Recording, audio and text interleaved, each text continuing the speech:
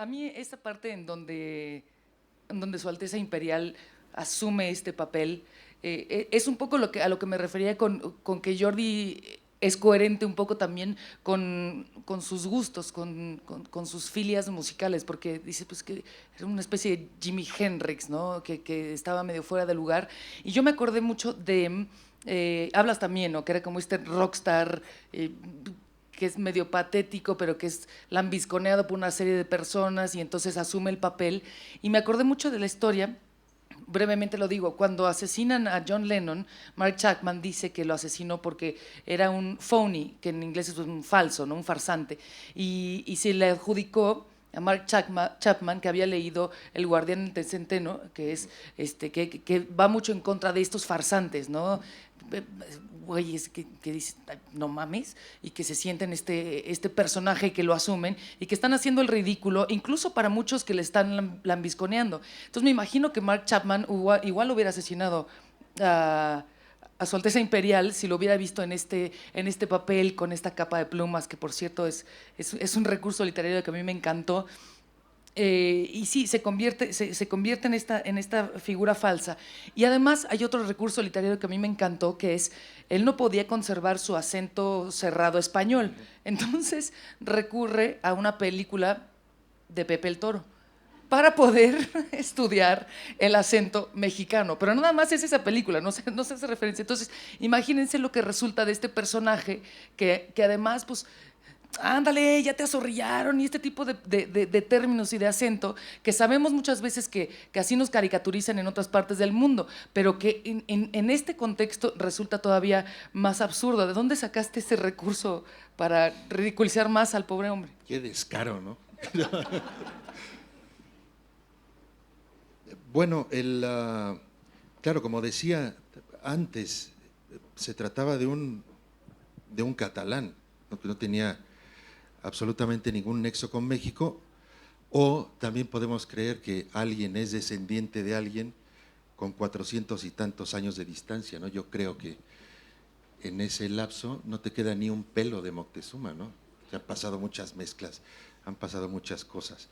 Pero bueno, él tenía de manera legal derecho a reclamar esa herencia y como, claro, empieza a articular su negocio, que es donde nos quedamos hace un momento, y se da cuenta que en lugar de vender latas de sardinas, él puede hacer un negocio con su linaje, y entonces monta una industria que se llama la Orden Imperial de la Corona Azteca. Todo esto es verdad, ¿eh? Está en la crónica social española de los años 60, aparecía en el Lola de la época, y sobre todo porque ahora que ha salido este libro salió hace un mes en España, ya han estado saliendo de la hemeroteca del diario La Vanguardia, que es el diario de referencia en Cataluña, han estado saliendo las páginas del príncipe y las fiestas que daba. En fin, es un personaje totalmente real, que se da cuenta que la nobleza y la aristocracia está bien, pero que le debe dejar alguna ganancia para poder evitar su destino de meterse a enlatar berberechos, que le repugnaba porque era historiador del arte. Y con pocas miras, porque imagínate lo que hubiera hecho hoy un instalador con unas sardinas y unos berberechos. Pero bueno, este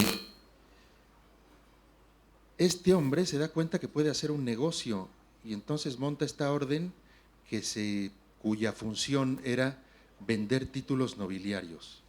Entonces, por una cantidad de dinero bastante fuerte, porque cobraba mucho, porque tenía el árbol genealógico que se lo permitía, si eras un criador de puercos en Valencia, pues te hacía marqués de Benidorm y te daba una medalla, un título, o un penacho azteca si pagabas más. Todo esto es verdad. O un gran collar de la orden si pagabas un poco más. En fin, a la mujer de Franco le hizo la gran diadema de oro de la Orden Imperial Azteca, que era una diadema que tenía una M de Moctezuma que no se ponía la señora que se llamaba Carmen. Pero bueno, todo esto le dejaba un montón de dinero. Y es un caso curioso de impostor porque no era un impostor en realidad. Sí que era un Moctezuma, pero vendía los títulos, obraba con la misma displicencia que obra la aristocracia española. Por ejemplo, el rey Juan Carlos hizo marqués de Villaverde a Mario Vargas Llosa, ¿no? No cobró por ello, como mi príncipe. Pero bueno, lo que quiero dejar aquí muy claro es la arbitrariedad de la realeza, ¿no? Que dice, tú mereces ser marqués de algo. Y este hombre, como su linaje era mexicano, y en esa época, como francamente en esta se ignoraba todo lo que es México en España, podía vender títulos a saco de zonas de México. Por ejemplo, te hacía marquesa de Magdalena Atlazolpa. Y como nadie sabía lo que era Magdalena Atlazolpa, ni si tú lo comprabas ibas a ir a ver cuál era tu territorio, porque lo que querías era el penacho de oro de Moctezuma, pues era un negocio redondo.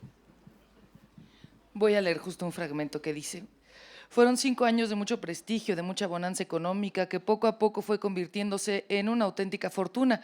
Para asignar condados, ducados y marquesados, Rufus y su Alteza husmeaban en un atlas en busca de nombres prehispánicos y de aquel importante esfuerzo toponímico que acabó extendiéndose más allá del supuesto territorio que había ocupado el Imperio Azteca, salieron los 143 beneficiarios de la nobleza de ultramar. Don Julián Ruiz Sabugo, conde de Yacampán; doña Rosa Quesada Flores, marquesa de Yagualica; don Átomo del Prado Rey, duque de Atlazolpa. Y ahí me voy a detener.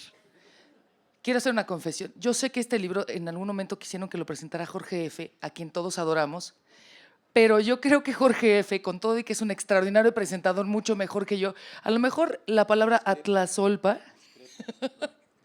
la palabra Tlazolpa no le hubiera dicho nada, a mí sí me lo dice, y ahí regresamos otra vez a la congruencia de Jordi y a su pasado también radiofónico. ¿Tiene que ver el duque de Atlazolpa con Atlazolpa donde trabajaste? Bueno, sí, es un guiño para personas como tú. Bueno, si estuvieran Rulo o el Sopita, seguramente O sería José, que yo me imaginé partido de a risa, José. claro. Sí, bueno, Atlazolpa. Además es una palabra increíblemente eufónica. Lo que pasa es que aquí la asociamos con lo que es Atlazolpa, que es un error. Hay que quedarse con el sonido de la palabra, ¿no? Que fue un predio donde Jordi laboraba como locutor hace muchos, ¿qué? Exactamente. 15 años, 15 años, más sí. o menos. Oye, quiero regresar un poco a... porque hay muchas cosas de qué platicar, pero hay algo que a mí me gusta y me hace sentir acompañada como lectora, y yo creo que para todos nosotros es importante también, que Jordi tiene también este otro recurso que es hablar con nosotros, los lectores. Como narrador va diciendo, a ver, la historia que voy a contar tiene que ver con esto y esto y esto. Les voy a pasar este detalle, a lo mejor no es tan importante, pero vale la pena aportar cosa. Entonces, esta digamos, atención o comunicación con el lector, ¿cómo te vino a la mente y cómo funciona también como un recurso en la relación autor-lector? Pues muy bien, ¿eh? ¿No? O sea, A mí me funcionó muy bien. esta pregunta no la hubiera hecho Jorge Fernández ni de chiste. Bueno, en todas mis novelas hay una aparente facilidad de lectura que es muy difícil de conseguir. Uno de mis empeños como narrador es que mis novelas se lean con facilidad aun cuando los temas no sean fáciles. Y acabas de establecer lo que más trabajo me cuesta a mí escribir mis novelas, ¿no? Todos son historias con cierta complejidad, pero el gran esfuerzo es decirlas como si estuviera hablando, ¿no? Esto, a lo mejor, lo natural sería pensar que mi oficio de locutor de hace años me llevó a escribir así, pero creo que es todo lo contrario. Yo ya escribí así Y por eso durante un tiempo fui locutor de radio, porque yo recuerdo mis días en la cabina haciendo exactamente el mismo esfuerzo de deformación del lenguaje que hago cuando escribo. Claro, cuando escribo tengo todo el tiempo del mundo y cuando estaba ante el micrófono era una cosa inmediata, pero la sensación era la misma. ¿Cómo voy a decir esto que ha dicho todo el mundo de una manera distinta? ¿Cómo voy a plantear esta vulgaridad para que parezca que no es vulgar, ¿no? Y según yo, es mucho más difícil en la literatura, porque no tienes como la herramienta de la espontaneidad, si es que puedes tenerla, del tono, de un montón de cosas, que es muy difícil. Y también el humor que tú presentas en este libro, porque no estamos hablando nada más de la historia o de la parte de ficción, es un humor muy, creo yo, difícil de lograr, que lo tiene mucho Jordi, no nomás en este, sino en otros libros, que es sutil, pero es oscuro, pero tiene un sarcasmo muy específico, y creo yo que es muy difícil de lograr. Otra parte que a mí me intriga mucho de este asunto es, ¿se puede seguir haciendo la pregunta? No sé si suena absurdo, de comparar digamos, como en la historia, siempre hacemos puentes con el día de hoy. Aquí estamos hablando de siglos y podemos seguir encontrando cuestiones que, para bien, o sea, por suerte o por desgracia, siguen ocurriendo en este país. Entonces, no sé si sea válida la pregunta de, ay, ¿cuántos guiños encontramos con la realidad, o cuántas cosas que no han cambiado, o simplemente tenemos que dar por hecho que tenemos un pasado histórico que nos sigue marcando hoy en día y a lo mejor seguirá por el resto de nuestras vidas, o bueno, a lo mejor no de nosotros, pero a lo mejor de las generaciones por venir? Sí, bueno, en este tema precisamente, que es lo que más inquieta de esta novela, ahora voy a lo del humor, que me interesa mucho desmenuzarlo. En este tema preciso, ¿qué es lo que me preguntan todos? En el último mes y medio me preguntan que qué parte de la novela es realidad y qué parte es invento. Y yo creo que en las novelas no se trata de escribir una historia que sea verdad, sino que parezca verdad. Si tu lector cree en la historia que estás contando, la novela funciona, y si no cree en lo que estás contando, aun cuando sea verdad, la novela no funciona, ¿no? De hecho, el caso contrario me parece más grave. De esta novela hay dos hechos de realidad contrastable en Google, que son la presencia de la llegada de la princesa, hija de Moctezuma, a Toloriú, y la irrupción del príncipe Moctezuma en Barcelona en los años 60, lo cual ya casi es la novela. Lo que pasa es que son dos elementos de la realidad muy ásperos, si no tienen un vehículo que los conduzca, que es lo que te permite la ficción. Yo casi siempre elijo, cuando mis novelas tienen que ver con la realidad, últimamente son casi todas así, elijo historias incompletas, porque las historias completas ya existen, ya han pasado. Y en cambio las historias incompletas como esta, donde tienes una realidad y 400 y tantos años después otra, me dan la oportunidad de novelar, que es lo que me apasiona. Por otra parte, tengo que decir que cuando me encontré con esta historia, como explicaba al principio, en la placa esta, en la parroquia, justamente cuando estaba viendo la placa, vi a un señor que estaba subido un poco más en la montaña con un detector de metales. Y ese día no hice nada, me pareció un señor buscando, no sé, su anillo de casado que había enterrado para irse con otra, y luego ya no lo podía encontrar.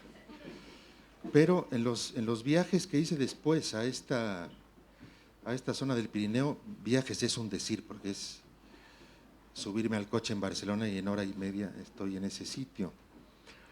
En estos viajes, un par de veces vi a otros señores con detectores de metales y fui a preguntarles qué buscaban.